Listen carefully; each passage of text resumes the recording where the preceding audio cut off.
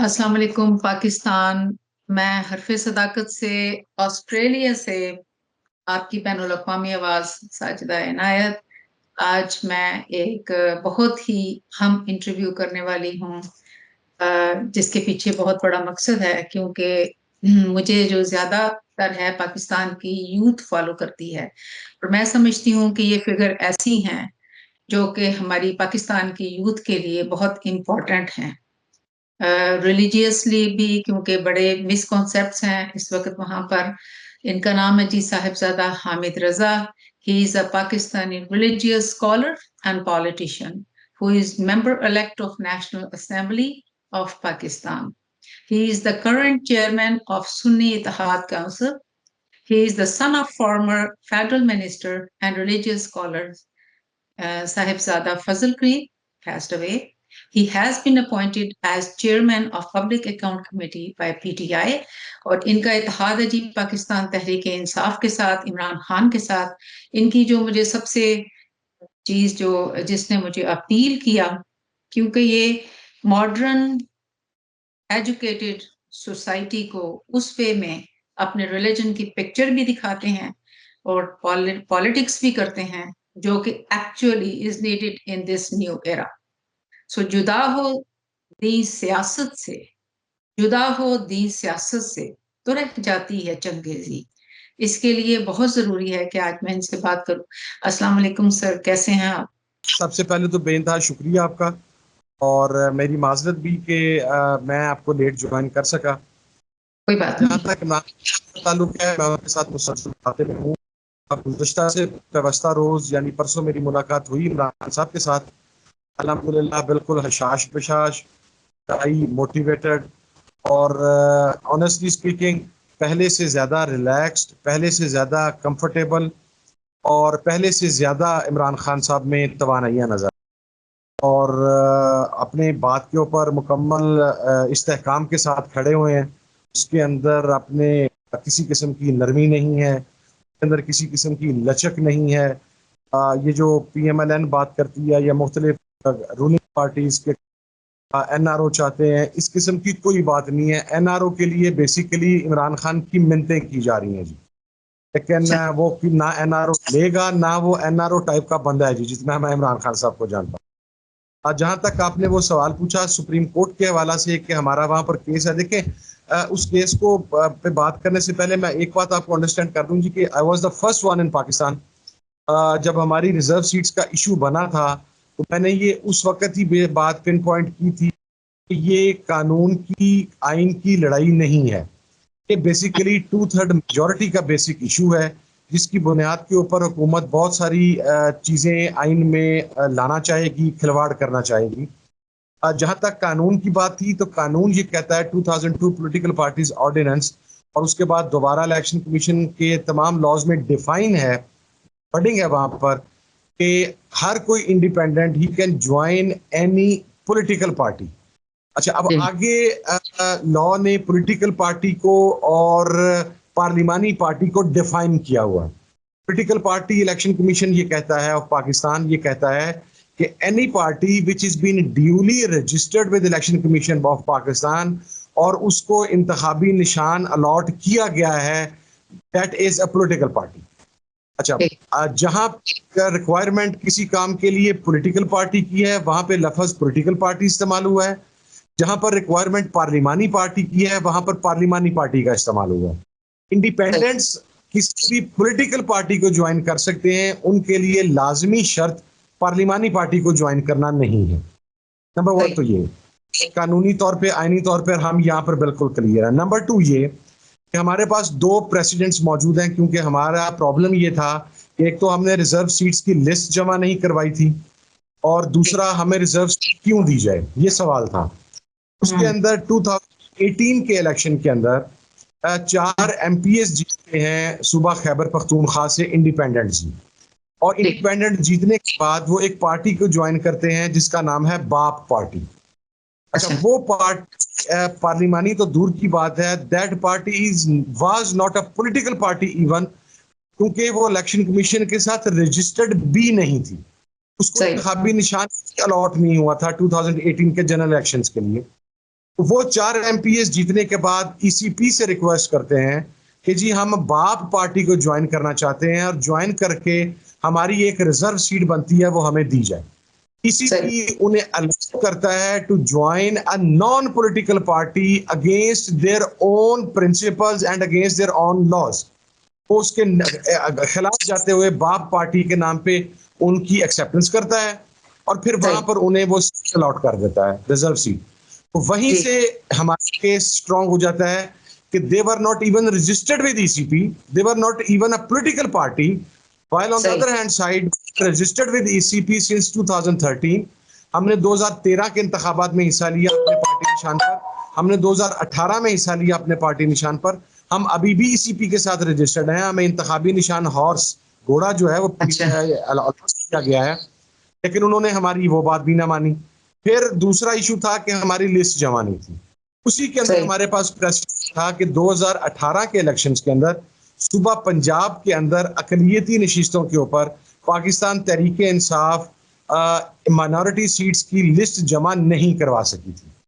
اس کے اوپر پاکستان تحریک انصاف گئی کورٹ میں, وہاں پر ڈویژن بینچ نے یہ فیصلہ دیا کہ کسی ٹیکنیکل ایرر کی بنیاد پر کسی بھی پارٹی کو اس کے حق سے محروم نہیں کیا جا سکتا. جو اصول و ضوابط ہیں وہ آئین سے اوپر نہیں ہو سکتے, قانون سے اوپر نہیں ہو سکتے. قانون یہ کہتا ہے اتنی سیٹیں جیتنے والی پارٹی کو ایک ریزرو سیٹ ملے گی. اب آگے قواعد و ضوابط یہ کہتے ہیں کہ اس نے لسٹ جمع کروانی ہے, وہ اتنی تاریخ تک جمع کروائے گی.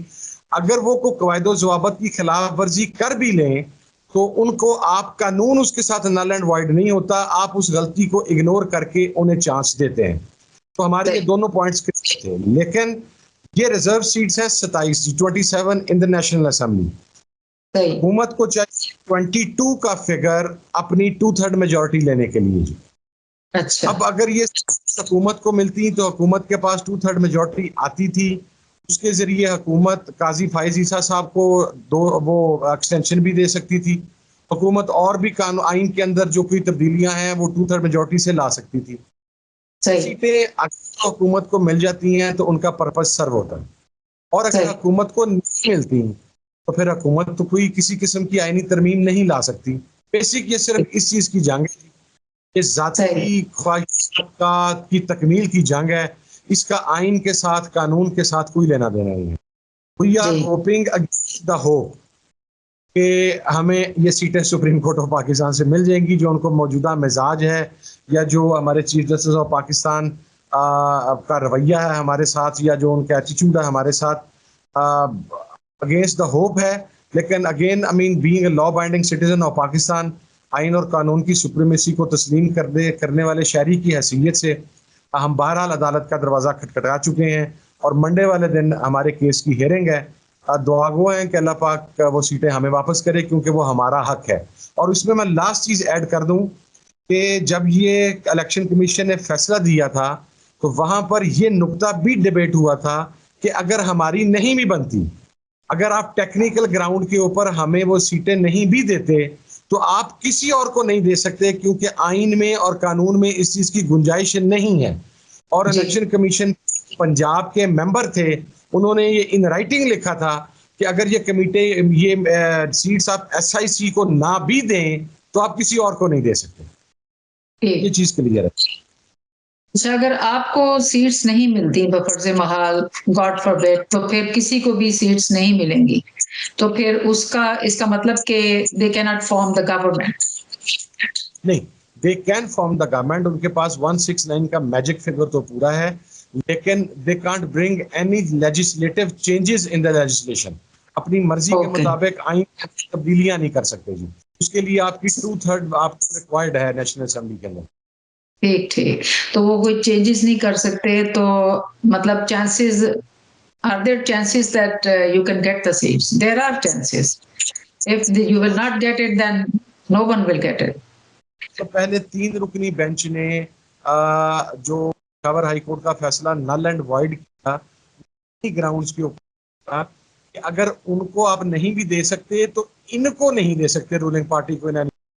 اسی لیے وہ ڈی نوٹیفائی بھی کر دی گئی وہ سیٹیں جو ریوڑیوں کی طرح تقسیم کی گئی تھی حکومتی اتحاد کے اندر, کر دی گئی اس 3 رکنی کے فیصلے کے بعد.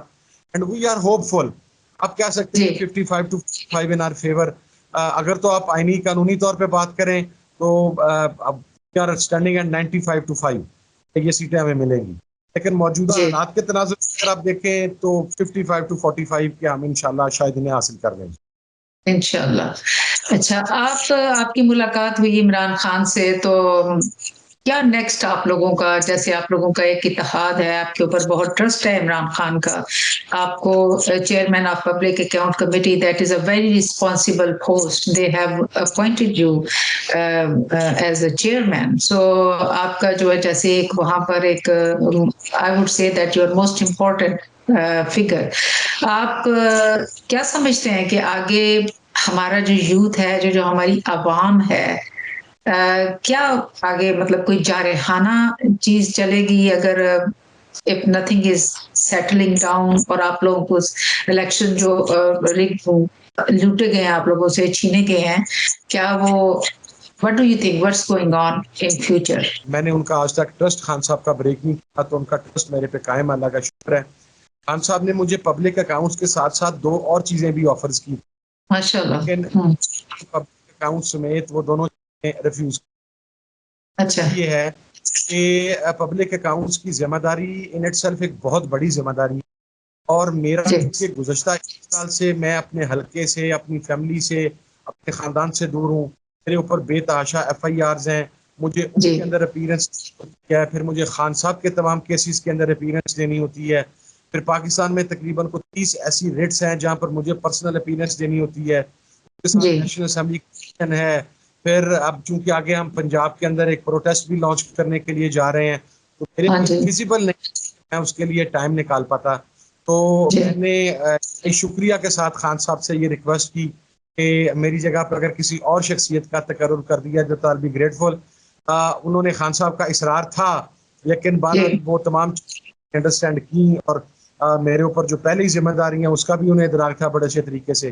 تو اب ہم نے پبلک اکاؤنٹس کے لیے شیخ وقاص اکرم صاحب کو ہم نے اپنی طرف سے نامینی دے کے تو ان کا نام ہم اسپیکر چیمبر میں جمع کروا چکے ہیں. جی آگے دیکھیں ووٹنگ ہوتی ہے، حکومت ہمیں وہ ویسے ہی دے دیتی ہے جو پولیٹیکل نارمز کے مطابق چاہیے، اس کا فیصلہ آنے والے چند دنوں کے اندر ہو جائے گا.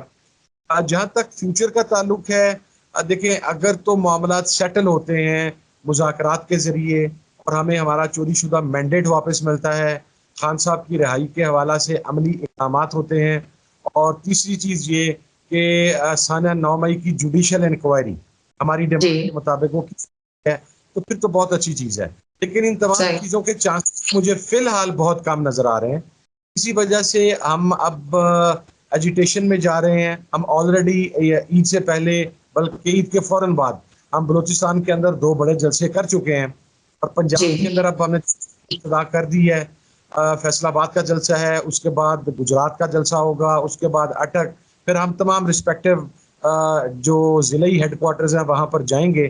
اور اس کے لیے تھوڑا ڈیلے یہ 15-20 دن کا اس لیے ہوا کہ میکنزم میں یہ چیز ڈیسائیڈ کی گئی تھی کہ ہم with approval of the respective district administration ہم جلسے کریں گے. کوئی ایسا کام کریں گے جس سے ہمارا ورکر یا ہمارا کارکن مزید کسی امتحان میں آزمائش میں آئے. اور یہ ڈائریکشنز تھی ڈائریکٹ خان صاحب کی طرف سے. ہمارے کچھ ساتھی پاکستان تحریک صاحب کے یا خان صاحب سے محبت کرنے والے وہ شاید نا ہمیں کہنا شروع کر دیتے ہیں کہ آپ نکل نہیں رہے، آپ یہ نہیں کر رہے. دیکھیں ہم تو 17 تاریخ کا جلسہ اناؤنس کر بیٹھے تھے کہ اجازت ملے یا نہ ملے ہم جلسہ کریں گے. خان صاحب نے ایک جیل سے ڈائریکشن دے دی کہ 15-20 دن لیٹ ہوتا ہے خیر ہے، لیکن آپ نے اجازت کے ساتھ کرنا ہے، ورکر کو اور امتحان میں نہ ڈالیں. لوگوں کو اس چیز کو بھی انڈرسٹینڈ کرنا چاہیے کہ ہر چیز کی فائنل اپروول خان صاحب کی طرف سے آتی ہے، اور خان صاحب کی اپروول اس کو کام ہوتا نہیں. دوسرا میرا اسٹریچر تھوڑا حساس اس لیے ہے کہ میں PTI کا حصہ نہیں ہوں. میں تو PTI کا اتحادی ہوں اور انشاءاللہ اتحادی رہوں گا. لیکن ایک بلے والے فیصلے کی وجہ سے خان صاحب کو میرے پہ ٹرسٹ کرنا پڑا، اور ایک عارضی سیٹلمنٹ ہوئی. تمام تحریک انصاف کو SIC کو جوائن کرنا پڑا، اور وہ SIC میں آئے. مجھے تحریک انصاف کے تمام ساتھی اکراس دا بورڈ بڑی محبت دیتے ہیں. کچھ پالیسی میٹرز ہیں جس کے اوپر فیصلہ پاکستان تحریک انصاف کی اپنی قیادت کو کرنا ہے.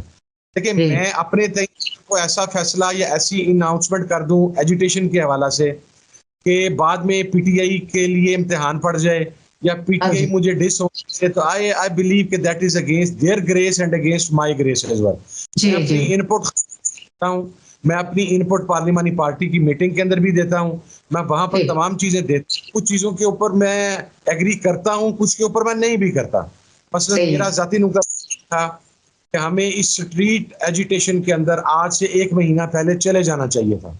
ہم لیٹ ہو رہے ہیں, یہ ذاتی نقطہ نظر ہے. لیکن میں اتحادی کے طور پر پاکستان تحریک انصاف کے فیصلوں کا پابند ہوں. اگر سمجھ کے بعد جانا ہے تو میں اپنی رائے دے سکتا ہوں. اس رائے کا میں نے اظہار کر دیا. آگے جب وہ کہیں گے تو ہم چلے جائیں گے انشاءاللہ اس موڈ کے اندر. ہماری تیاری پوری ہے جی. ٹھیک آپ کی تو سوال کیا تھا, دیکھیں ابھی اگلے 5 سال کے اندر تقریباً 4 کروڑ کے قریب جو ووٹر ہے وہ پاکستان کے ووٹنگ جو ڈیٹا ہے اس کے اندر شامل ہو رہا ہے. تو ابھی بھی میرا خیال دنیا کا واحد ملک ہے جہاں کے اندر 65% پلس ووٹر جو ہے دیٹ از انڈر 30. پاکستان کے والے مستقبل کے اندر پاکستان کی یوتھ کو کسی صورت میں بھی اگنور نہیں کیا جا سکتا, بلکہ میں یہ سمجھتا ہوں اگنور چھوٹا لفظ ہے. پاکستان کے مستقبل کا فیصلہ پاکستان کی یوتھ نے ہی کرنا ہے, اور جو یوتھ فیصلہ کرے گی وہی پاکستان کا فیصلہ ہوگا. وہی پاکستان کا فیصلہ ہے. اور یوتھ کو بڑا شعور آ گیا جی, یوتھ کو شعور ہے. وہ عمران خان نے کہا تھا کہ میرا جو ووٹر ہے وہ ابھی پیدا ہوا ہے جب عمران خان نے اپنی تحریک شروع کی تھی. اور اسی لیے میں آپ کو امپورٹنٹ فگر سمجھتی ہوں because you represent as well like youth. So اس لیے بہت امپورٹنٹ ہے کہ دیکھیں نا جو سیاست ہے, اسی لیے میں نے یہ شعر پڑھا تھا کہ جدا ہو دین سیاست سے تو رہ جاتی ہے چنگیزی. ہم اپنے بچوں کو چنگیزی نہیں سکھانا چاہتے, ہم وہ سکھانا چاہتے ہیں جو ایکچوئل ہمارا دین اسلام سیاست کہتا ہے. سیاست بالکل دین کے ساتھ آپ سے زیادہ کس نے جاننا ہے, آپ تو اسکالر ہیں. اس لیے میں سمجھتی ہوں کہ آپ کا جو تحریک انصاف کے ساتھ اتحاد ہے that is very important morally as well for our youth that is 65% of Pakistan. So میری نظر میں آپ کا جو ایک اس کے ساتھ اتحاد ہے that is not only for the government, that has a lot of meanings in it, that has a lot of future in it for our youth who are the future of Pakistan. Sir, اب میں آپ سے یہ پوچھنا چاہتی ہوں کہ اور میں زیادہ یہ بھی کہ آپ عمران خان کے ساتھ کھڑے رہے جیسے بھی حالات تھے جو بھی تھے, because I think you are شعوری طور پر آپ ان کا جو نظریہ ہے انصاف کا اس کو ایکسیپٹ کرتے ہیں, اس کے ساتھ چلتے ہیں. میں نے یہ سنا آپ کا ایک انٹرویو میں آپ نے کہا کہ میں تو عمران خان کے ساتھ اس لیے کھڑا ہوں کہ جب بھی میں نے اسے سنا میں نے یہی سنا کہ فوج ہماری ہے. تو آپ نے کہا میں کیسے کہہ دوں کہ میں کیسے ان کے خلاف کھڑا, when he is with Pakistan, when he is with the security of Pakistan, how can I not be with him? تو مجھے یہ بتائیے کہ آگے جو ہے ہم کتنی دیر تک سمجھتے ہیں کہ everything will be on track, کوئی ٹائم پیریڈ آپ کی نظر میں ہو؟ بہت ساری مذہبی چیز ایسی تھیں جو یہ بات کہتی تھی آپ عمران خان صاحب کے ساتھ. میں ان سے یہ کہتا تھا کہ میں شاید ان چند لوگوں میں جنہوں نے اقتدار کے وقت میں عمران خان صاحب سے کوئی بینیفٹ نہیں لی. عمران خان صاحب نے مجھے فیڈرل میں ایڈوائزر لانا چاہ رہے تھے, میں نے آیا. اس کے بعد پنجاب میں عمران خان صاحب نے مجھے بورڈ پنجاب کا چیئرمین بنایا, وہ میں آخری ٹائم پہ رہا. اور جو ہی پرویز الہی صاحب کی اور عثمان بزدار صاحب کی حکومت ختم ہوئی میں ریزائن کر دے گیا, حالانکہ میری مدت 3 سال کی تھی. خان صاحب نے مجھے کہا کہ نہیں کرو گے, میں نے کہا نہیں خان صاحب, میرے والد نے مجھے ہمیشہ ایک بات سکھائی ہے کہ آپ ہمیشہ اپنے ساتھی کے ساتھ کھڑے ہوتے ہیں. ہماری حکومت ختم ہوئی, میں حمزہ شہباز کو رپورٹ نہیں کر سکتا, میرا رول ختم ہو گیا اس سیٹ کے اوپر, آئی ریزائن. خان صاحب کے ساتھ جانے کی وجوہات میں سے ایک وجہ یہ بھی تھی کہ خان صاحب کے ساتھ میرا بہت طویل یہ گزشتہ 2 سال 2.5 سال میں بہت سارا وقت میرا خان صاحب کے ساتھ گزرا. رات کے وقت میں گزرا, بہت میٹنگز میں گزرا, بڑی لائٹ گپ شپ بھی ہوئی, بڑی سنجیدہ گفتگو بھی ہوئی, بہت ساری چیزوں کے اوپر. میں نے ایک تو بڑا کلیئر ویژن پایا خان صاحب کا کہ پہلا پاکستان کا پولیٹیکل لیڈر ہے جو مذہب کے حوالے سے اتنا کلیئر ویژن رکھتا ہے. اور جب اتنا کلیئر ویژن رکھتا ہے، دیکھیں ہم جب پرسوں خان صاحب کے ساتھ جیل میں ملنے کے لیے گئے اور عدت کا ایشو ڈسکس ہو رہا تھا، تو خان صاحب قرآن پاک کی آیات کے ساتھ میرے ساتھ وہ ایشو ڈسکس کر رہے تھے. This is a new in Pakistani politics کہ پاکستان کا ایک اتنا بڑا لیڈر، جسے بیسیکلی تو یہ کہا جاتا تھا بڑا ماڈریٹ ہے، مذہب سے اس کا تعلق نہیں، لیکن اس کے ریفرنسز جو ہیں اپنی آئلی زندگی کے حوالہ سے، پاکستان کی ترقی کے حوالہ سے، وہ ریاست مدینہ کے ساتھ جڑے ہوئے ہیں. انصاف کی بات کرتے ریاست مدینہ کے کانسیپٹ کی تحت کرتا ہے. اور بے تحاشا اقدامات جو خان صاحب کے گزشتہ دور حکومت کے آخری 6 ماہ میں لیے جا رہے تھے، I'll sit with you some other time اور میں آپ کو وہ بتاؤں گا، وہ اتنے ایک میگا پروجیکٹس تھے اور اتنا میں سمجھتا ہوں کہ پاکستان کی لوکل ڈائنامکس کو چینج کرنے والے ایشو تھے، کیونکہ ریاست مدینہ سے رہنمائی لے کے ہم نے وہ اب کچھ چیزیں کرنے جا رہے تھے. اگر وہ ہو جاتی تو شاید پاکستان میں اکنامیکلی اور ہر لحاظ سے بہت بڑی ڈرامیٹک چینجز آ جاتی. دوسری بات رہا کہ فوج کے حوالے سے دیکھیں، میں نے ایک پروگرام میں یہ بات بھی کہی کہ میں قرآن پاک کے اوپر حلف دینے کے لیے تیار ہوں کہ خان صاحب نے آج تک افواج پاکستان کے بارے میں کوئی غلط جملہ نہیں کہا. میں زمان پہ جب شیلنگ ہو رہی تھی تو میں خان صاحب کے ساتھ تھا. جب خان صاحب اٹیمپٹ ہوا کنٹینر پہ تو میں خان صاحب کے ساتھ تھا. ہر وقت پر میں خان صاحب کے ساتھ کھڑا ہوا تھا. کیا بات ہے. انسان کسی سٹیج پہ غصے میں بھی کوئی جملہ کہہ دیتا ہے. میں نے عمران خان کے منہ سے غصے میں بھی آج تک فوج کے بارے میں بحثیت ادارہ ایک جملہ نہیں سنا. میں اس کے اوپر حلف دینے کے لیے تیار ہوں. آپ کا شخصیات کے ساتھ اختلاف رائے ہوتا ہے، شخصیات کے ساتھ اختلاف رائے کا یہ قطعاً مقصد نہیں ہے. دیکھیں، اختلاف رائے کسی بھی ڈیموکریٹک معاشرے کا حسن ہوتا ہے. اگر اختلاف رائے ختم ہو جائے تو وہ وہاں پر ڈیموکریسی کا بیسک کانسیپٹ ختم ہو جاتا ہے.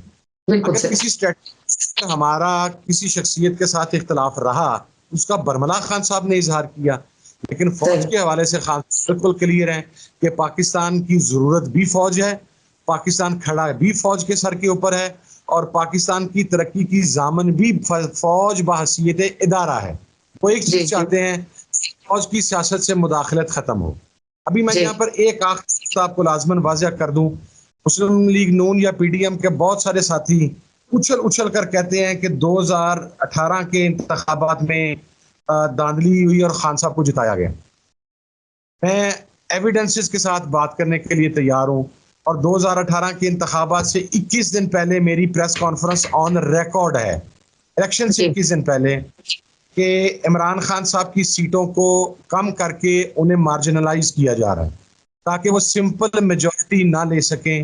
اور اس کے اندر میں نے رانا ثناء اللہ کی ایک سیٹ میں نے ووٹ کے فگر کے ساتھ آئیڈینٹیفائی کی تھی کہ کون سا بندہ، میں نے طاقتور آدمی کا نام بھی لیا تھا، کون سا آدمی رانا ثناء اللہ کو کتنے ووٹوں سے انتخاب جتوائے گا. اس میں صرف 1100 ووٹوں کا فرق آیا. خان صاحب 40 سیٹیں کم کی گئیں 2018 کے الیکشن کے اندر. یہ بات آن ریکارڈ ہوں. 40 سیٹیں کیوں کی گئیں کہ خان صاحب کو جو بیساکھیاں پرووائڈ کی گئیں، کل کلا کو خان صاحب اگر کوئی آزاد پالیسی بناتے ہیں، پاکستان کی داخلہ پالیسی کے اندر خود مختاری کا اظہار کرتے ہیں، تو پھر ان بیساکھیوں کو کھینچ کر خان صاحب کی حکومت گرا دی جائے. اگر ان کے پاس وہ 40 سیٹیں ہوتی تو خان کی سمپل میجورٹی ہوتی، اس کی اپنی گورنمنٹ ہوتی، جسے ٹاپل کرنا آسان ہوتا. وہ جب انہیں ضرورت محسوس ہوئی تو پھر وہ ان بیساکھیوں کو کھینچ لیا گیا اور خان صاحب کی گورنمنٹ کو ٹاپل کر دیا گیا. وقت نے یہ چیز کو ثابت کیا. تو یہ چیز بھی آپ اپنے ذہن سے نکال دیں کہ 2018 میں ریگنگ عمران خان کو جتوانے کے لیے ہوئی تھی، نہیں، 2018 کی ریگنگ عمران خان کو سمپل میجورٹی لینے سے روکنے کے لیے ہوئی تھی. جی، بہت شکریہ، آپ نے اس بات کو کلیئر کیا، اور ہماری عوام اور ہماری یوتھ جو ہے وہ اس کو سنے گی کہ because you are an authentic person to talk about it, اور آپ نے کہا کہ آپ کے پاس تو پروفs بھی موجود ہیں کہ ایسا ہوا. اب آپ اینڈ میں آپ سے چاہوں گی کہ آپ کوئی پیغام دیں پاکستان کی یوتھ کو کہ جو کہ ان کے لیے بیسٹ مشر راہ ہو اس سچویشن میں جو آج کل ہے، کیونکہ کافی لوگ میرا پروگرام سنتے ہیں اور یوتھ فالو کرتی ہے، اور ہم اپنے فورم اپنے اس چینل کے اوپر بھی اور فیس بک کے اوپر بھی سچ بولتے ہیں، سچ کے علاوہ کچھ نہیں بولتے، نام ہی رکھا ہے حرف صداقت. اس لیے یہاں سے جو بھی پیغام جائے گا بہت امپورٹنٹ ہوگا اور بچے ضرور اس کو فالو کریں گے. میں کو بہت طویل بات نہیں کرتا جی، میں ایک ہی بات کرنا چاہ رہا ہوں کہ کچھ جگہوں پر میں یہ سمجھتا ہوں کہ اس کا اطلاق شاید ہمارے اوورسیز پاکستانی پر نہیں ہوتا یا ان کے بچوں پر نہیں ہوتا، کیونکہ ہم پاکستان میں رہنے والوں سے وہ انسان بھی کہیں بہتر ہیں اور وہ مسلمان بھی کہیں بہتر. جی تھینک یو جی. مذہب کو ایک طویل عرصہ یعنی باقاعدہ لابنگ کی گئی اور مذہب کو کچھ شجر ممنوعہ قرار دے دیا گیا. جی میں یہ سمجھتا ہوں کہ اگر آپ مذہب کو اپنی زندگی کا حصہ بنا لیں تو آپ کی زندگی مذہب کا سب سے پہلا مطلب یہ ہے کہ لا اکراہ فی الدین، دین میں جبر نہیں. دوسری چیز یہ ہے کہ یہ جو دین اسلام ہے یہ قیامت تک کے تمام حالات کے لیے خود کا شکل ہے. ہمارا مذہب جو ہے یہ اصل میں ماڈریشن کا مطلب، میں ود آل ڈیو ریسپیکٹ آپ کو عرض کروں، ہمارے پاکستان میں جو ماڈریشن کا مطلب لیا گیا یا کہا گیا ماڈریٹ سے مراد یہ سمجھا گیا کہ شاید ہم برٹش ایکسنٹ میں انگلش بولیں تو وہ بندہ ماڈریٹ ہوگا، یا ہمارا جو لباس ہے یا ہماری جو وضاحت ہے وہ ویسٹرن سٹائل میں اگر آ جائے گی تو ہم ماڈریٹ ہوں گے. ماڈریشن اس کا مطلب نہیں. ماڈریشن کا ایکچوئل مطلب یہ ہے کہ آپ مذہب کو اپنی دنیاوی زندگی کے ساتھ کس طرح بیلنس کر کے چلتے ہیں. آپ قومس کو، اپنی روایات کو، اپنی مذہبی اقدار کو بھی فراموش نہ کریں اور اس کے ساتھ ساتھ آپ آج کی دنیا سے کٹیں بھی نہ. ان دونوں چیزوں کو بیلنس کا نام ماڈریشن ہے. دیکھیے اگر سچائی کی بات کرنی ہے، مذہب آپ کو کیا سکھاتا ہے؟ ایک بدقسمتی یہ رہی کہ پاکستان کا مذہبی طبقہ اس نے ہمیشہ مذہب کو ایسے ڈیفائن کیا کہ یہ کام کرو گے تو جہنم کے اس درجے میں جاؤ گے، یہ کام کرو جہنم کے اس درجے میں جاؤ گے، یہ والا کام ہوگا تو جہنم کا. ہم یعنی جہنم کے درجے گنواتے رہے ہیں قوم کو. ہم نے یہ نہیں بتایا کہ اللہ کے نبی کا حکم ہے. ایک حدیث مبارکہ کا ایک جملہ ہے کہ نبی پاک صلی اللہ علیہ وسلم کا ارشاد مبارک ہے ایگزیکٹ اب اس کی عربی ورڈنگ میرے ذہن میں نہیں آ رہی، میں آپ کو اس کا مفہوم بیان کر دیتا ہوں کہ 3 چیزیں انسان کو مرنے کے بعد بھی نفع دیتی ہیں. سب سے پہلی نیک اولاد جو ماں باپ کے حق میں دعا کرے، دوسری ہے صدقہ جاریہ، اور تیسری ہے علم نافع. یہ حدیث ہے ہر چیز کا. اذا مات انسان انقطع عنہ عملہ الا من ثلاثۃ الا من صدقۃ جاریہ او علم ينتفع به او والد صالح يدعو له. یہ 3 چیزیں میں آپ کو ڈیفائن کر دیتا ہوں، آپ ہر چیز لے لیں گے اس سے. اولاد اگر ماں باپ کے مرنے کے بعد ان کے لیے دعا کرتی رہے تو وہ اولاد مر بھی جائے گی لیکن اس کی ہوئی دعا کا اجر اللہ پاک کے نبی فرماتے ہیں کہ قیامت کے دن تک آپ کو ملتا رہے گا. اب اس سے آپ کو کیا میسج ملتا ہے کہ آپ کا آپ کے پیرنٹس ہیں. آپ اپنے پیرنٹس جب فالو کریں گے، ان سے محبت، جب آپ اپنے پیرنٹس کو فالو کریں گے تو دنیا میں کوئی بھی ماں یا باپ ایسا نہیں ہے جو آپ کو ڈائریکشن غلط راستے کی طرف دے، وہ آپ کو سیدھے راستے کی طرف. ایک ہو گیا. دوسرا ہو گیا صدقہ جاریہ. صدقہ جاریہ کو ہم نے شاید ڈیفائن یہ کر لیا کہ مسجد میں یا مدرسے میں پیسے دینے کا نام صدقہ جاریہ نہیں. جو جمہور علماء ہیں انہوں نے صدقہ جاریہ کی ڈیفینیشن یہ کی ہے کہ اگر کوئی نابینا شخص سڑک کے کنارے کھڑا، اگر کوئی بزرگ شخص سڑک کے کنارے کھڑا ہے اور رش کی وجہ سے وہ سڑک کراس نہیں کر سکتا، اگر آپ اس کا ہاتھ پکڑ کے اسے سڑک بھی کراس کرواتے ہیں تو یہ بھی صدقہ جاریہ ہے اور آپ کے اس فعل کا فائدہ آپ کو قیامت تک پہنچتا رہے گا. اس کا اصل ثواب. صدقہ جاریہ بہت بڑی ہے. آپ اپنے ارد گرد کا، آپ اپنے ارد گرد بیواؤں کا، آپ معاشرے کے پسے ہوئے طبقے کا، آپ معاشرے کے مظلوم طبقے کا کسی بھی حوالے سے دھیان کریں گے تو وہ صدقہ جاریہ ہے. تیسری چیز ہے موسٹ امپورٹنٹ ہے علم نافع. یعنی نفع دینے والا علم اگر آپ حاصل کریں گے تو اس کا اجر قیامت تک ہے. اب نفع کرنے والے علم کے اندر اس کے اوپر اتفاق ہے کہ علم نافع میں سب سے پہلا کیٹیگری قرآن اور حدیث کی ہے. جی. قرآن اور حدیث کے بعد دنیاوی علم کا انکار نہیں ہے. اس لیے کہ اگر آپ میڈیکل سائنسز میں جاتے ہیں، آپ میڈیکل سائنس میں جا کے آپ وہاں پر سرجری میں اسپیشلائزیشن کرتے ہیں، اور پھر اس کے بعد آپ جب وہ سرجری کرنا سیکھ لیتے ہیں، کسی ہاسپٹل میں آپ موجود ہوتے ہیں، ایک ایمرجنسی میں پیشنٹ آپ کے پاس لایا جاتا ہے، آپ اس سرجری کی وجہ سے اس شخص کی جان بچانے کا سبب بنتے ہیں. وہ جان بچانے کا سبب وہ سرجری بنی، سرجری کا سبب آپ کی میڈیکل ایجوکیشن بنی. تو ہر وہ علم سے نفع حاصل کیا جا سکے، وہ کوئی بھی علم ہے، اس میں کیٹیگری ایک قرآن سنت ہے، حدیث ہے، اور اس کے بعد باقی تمام جو کسی بھی حوالے سے آپ انجینئرنگ لے لیں، آپ میڈیکل لے لیں، آپ مکینیکل انجینئرنگ لے لیں، آپ ایون لا لے لیں، آپ سول انجینئرنگ لے لیں، کسی بھی چیز کو لے لیں، یہ کسی نہ کسی صورت میں آپ کو فائدہ دیتی ہے. جب آپ ان چیزوں کو اپنے ساتھ لے کے چلیں گے تو آپ کی دنیا آسان ہو جائے گی. اور last but not the least, اب پاکستان کی یوتھ، میں سمجھتا ہوں کہ 95% جس لیڈر کو فالو کر رہی ہے، اس بندے کو فالو کر رہی ہے، اس بندے کا نام عمران خان ہے. اور عمران خان بھی لکیلی وہی باتیں کر رہا ہے. وہ کہتا ہے سنگل کریکولم چاہیے، امیر اور غریب کا فرق ختم کرنا. وہ کہتا ہے قرآن پاک تعلیم کو ماسٹرز تک کمپلسری کرو. میں نے کیا، میں چیئرمین قرآن بورڈ تھا، مجھے خان نے بنایا، ہم نے ماسٹرز تک قرآن پاک کی تعلیم کو کمپلسری کیا. اس کا تیسرا ویژن یہ تھا کہ ماسٹرز تک قرآن پاک کو ترجمے کے ساتھ پڑھایا جائے. میں چیئرمین قرآن بورڈ پنجاب تھا، ہم نے ماسٹرز تک قرآن پاک کو ترجمے کے ساتھ کمپلسری نصاب تعلیم کا حصہ بنا دیا. اس کا ویژن یہ تھا کہ القادر یونیورسٹی بنا کے اسپرچولیزم کے اوپر آپ وہاں پر ماسٹرز کروائیں، آپ ایم فل کروائیں، آپ ایم لٹ کروائیں. ہم نے وہ کروا دیا. اس کا لنگر خانے کا کانسیپٹ یہ تھا، یہ نہیں تھا، اس کا کانسیپٹ یہ تھا کہ ریاست مدینہ کے اندر اس وقت کے خلفائے وقت یہ کہتے تھے کہ اگر کوئی آدمی بھوکا سوئے گا تو وہ انسریبل ہے. تو وہ یہ کہتا تھا کہ لنگر خانہ اس لیے بناؤ کہ ملک کے اندر کوئی غریب آدمی بھوکا نہ سو سکے.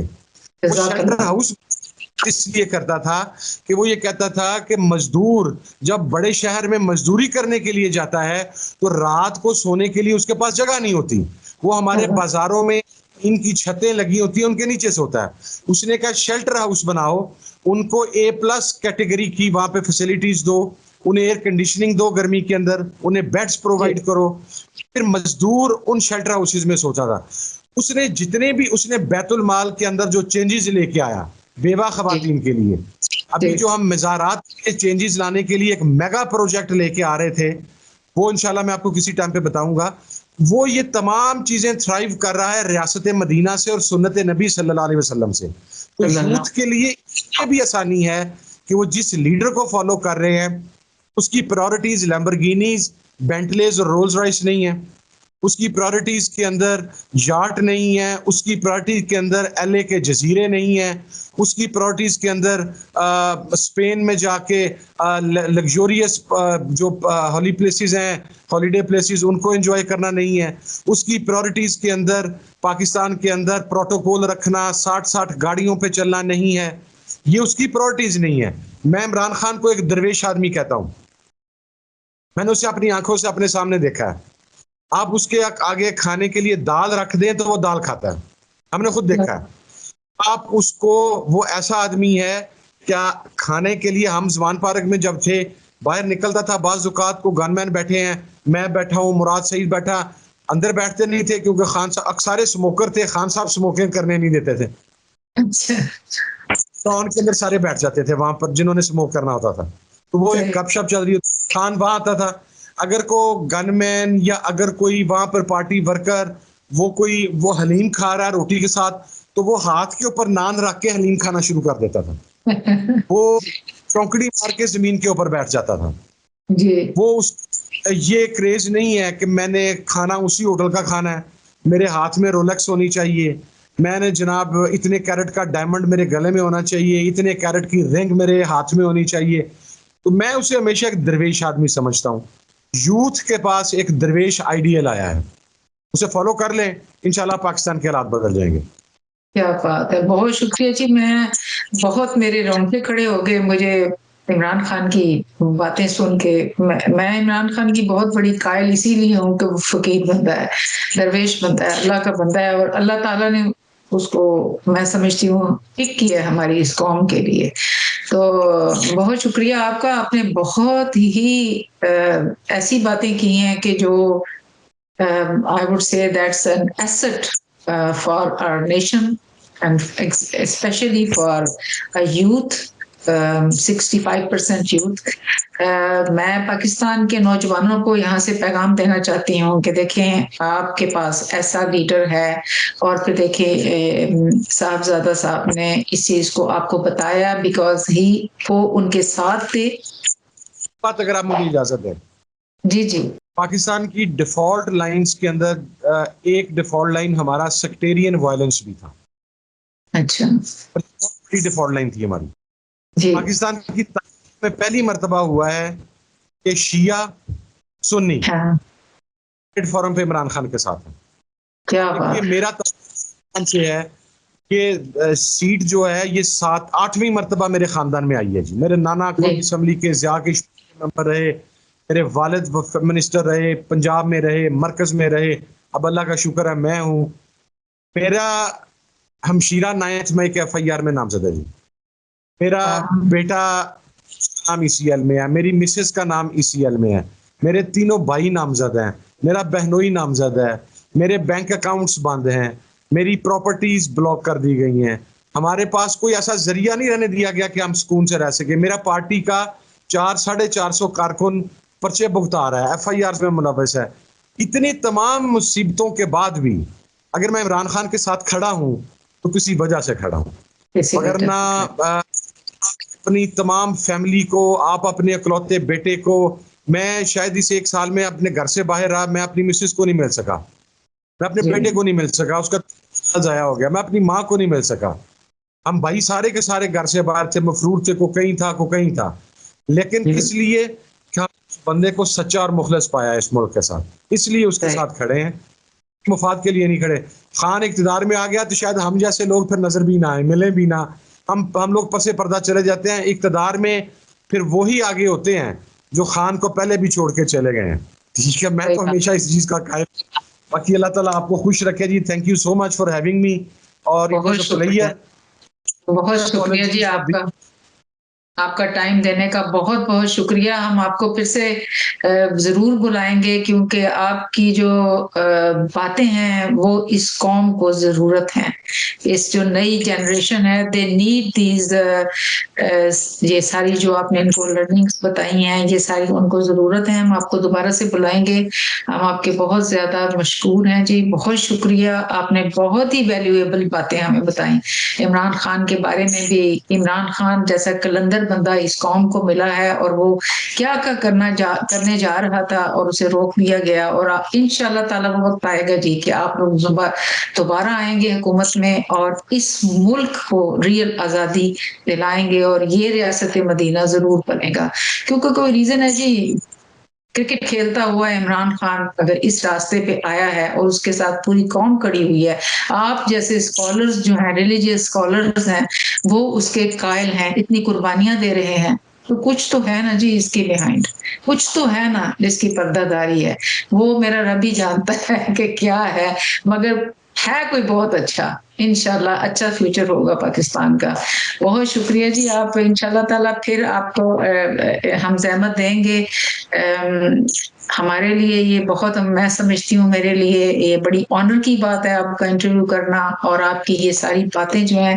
دس interview is very very important for Pakistan, for overseas Pakistanis and for the Pakistani youth as well. Wish you good luck. بہت شکریہ آپ کا، آپ نے اتنی قربانیاں دی، اتنا آپ سٹینڈ کیا.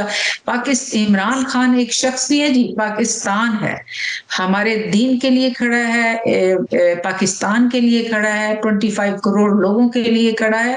آپ ہم سب کے ساتھ کھڑے ہیں. اگر آپ عمران خان کے ساتھ کھڑے ہیں، آپ پاکستانیوں کے ساتھ کھڑے ہیں، آپ پاکستان کی آزادی کے لیے جنگ لڑ رہے ہیں، آپ ریاست مدینہ کے لیے جنگ لڑ رہے ہیں جس کو لیڈ کر رہے ہیں عمران خان. تو بہت شکریہ جی، اللہ آپ کو خوش رکھے. پاکستان زندہ باد.